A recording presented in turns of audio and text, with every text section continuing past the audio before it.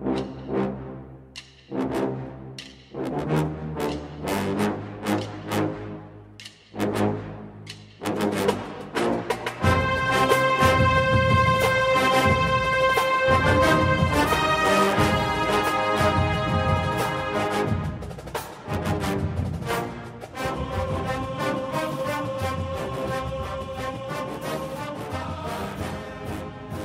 morning, Bucknutters. Welcome to the Bucknuts Morning 5 here on Monday, January 8, 2018. I am Dave Biddle, and I'm very happy to be joined by Patrick Murphy. Patrick, basketball is back in Columbus. An 80-64 win for Ohio State over number 1 Michigan State yesterday. You were there at the shop covering it. I mean, just watching on TV, what a raucous atmosphere. What was it like being there? Just before we get into the nuts and bolts about the game, talk about the atmosphere and just basketball, that feeling that basketball is back in Columbus. Yeah, there certainly was that feeling yesterday, afternoon, evening, not only because of, the upset and the result of the game, but just like you mentioned, the feel and the shot. There was a sense that people are excited about basketball again here in Columbus. The last time I was in that arena, and it, had that feeling that things were going was when I was in college, and, it was the Greg Oden, Mike Conley year. And, the years that shortly followed after that. So, it was very cool to be a part of that, just to see, fans. I don't think anyone really expected much at the beginning of the game, but, once the teams, were tied at 29, we're getting close to halftime, student section's getting into the game, letting Michigan State have it a little bit, cheering for the Buckeyes. It was just cool to see. And then, obviously as the game progresses, right before halftime, they go on a little bit of that run and, keep things going in the second half. The fans were really into it. It was interesting because they didn't let them storm the court right away when the game ended.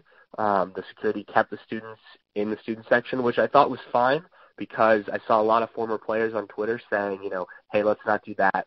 We've been here before, stuff like that. But then the fans got to get on the court and celebrate with the team after, Michigan State had left the court. So it still created that kind of cool, we just beat number 1 experience, but without maybe the kind of immediate emotional, rushing of the court, which I think is what some people complain about.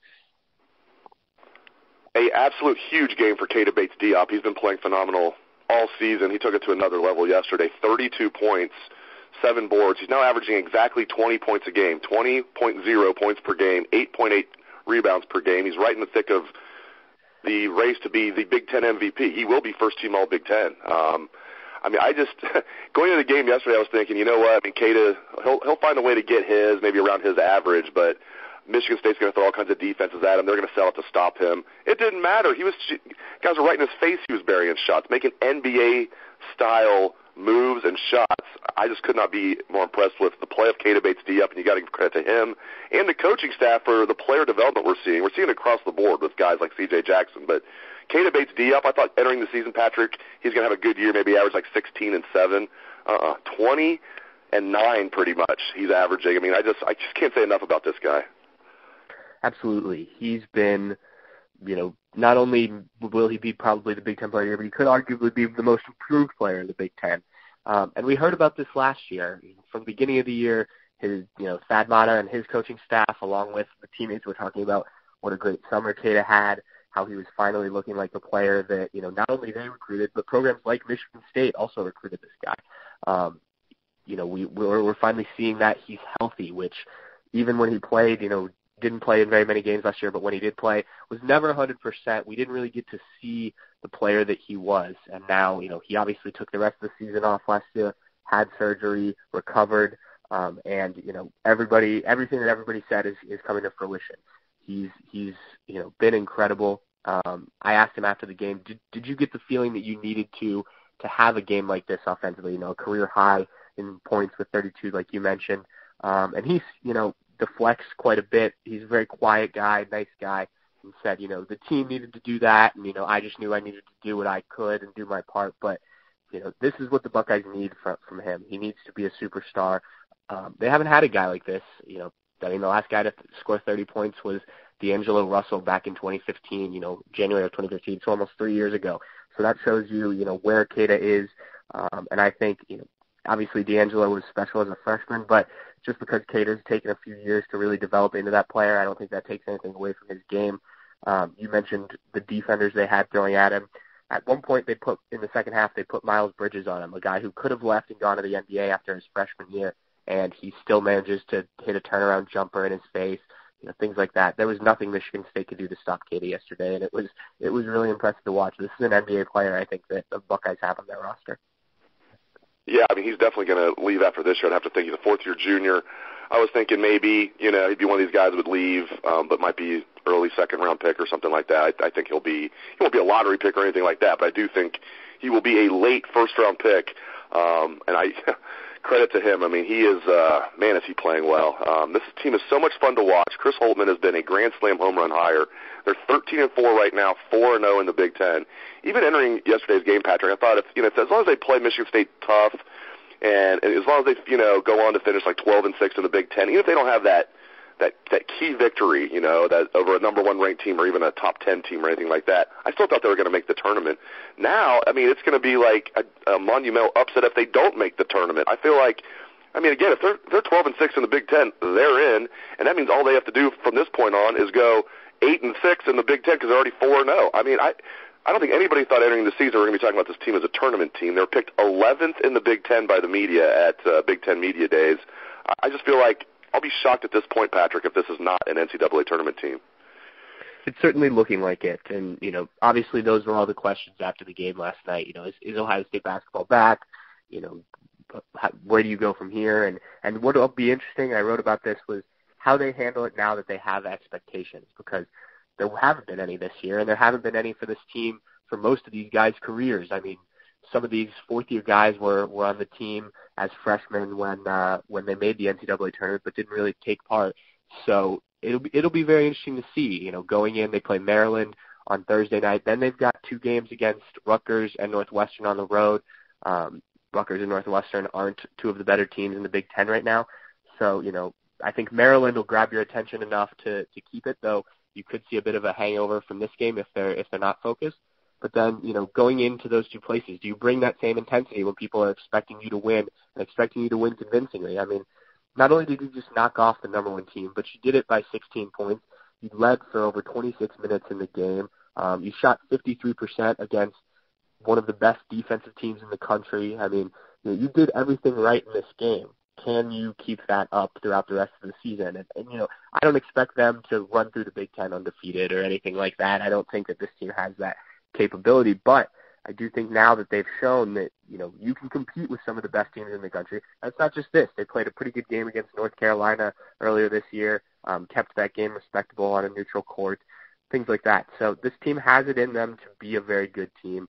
I don't know how far they will end up going, what they'll end up doing in the Big Ten. It'll all depend on how they handle these type of expectations going forward.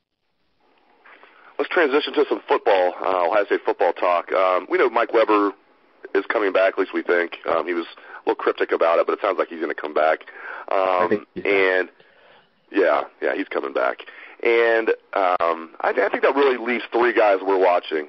Jerome Baker, Dre'Mont Jones, and Parris Campbell. Will they stay or will they go? We'll just go right down the list, starting with Jerome Baker. Do you expect him to leave? I do. I think that he's a guy that has the NFL tools. I don't know if he didn't have the best year, but I think that he has the physical tools, the athleticism to go pro. And in this day and age, I think when you have that, you have the chance to make some money. It's rare to see a guy come back. Guys can surprise you both ways, but I do think that Jerome will go and start making money on playing football. Parris Campbell, first of all, I agree with you on Jerome Baker. I do think he's going to leave. I talked to him after the game, and I got the feeling he's leaving. I thought that way before I even talked to him, but after talking to him, I really feel like he's going to leave. Now, he hasn't announced yet, so maybe he's not hearing what he wants to hear. Maybe he will come back, but I agree with you. If I had to guess, I think Baker will leave. Dre'Mont Jones, do you think he'll stay or go? Dre'Mont's an interesting one because obviously he's had two very good years at defensive tackle for Ohio State. I don't know where exactly he projects at the NFL level, but I think he could benefit from another year coming back playing both defensive tackle, maybe some defensive end as well, because they'll need some depth there. Obviously, he's, a former defensive end that they beefed up into a guy in the middle.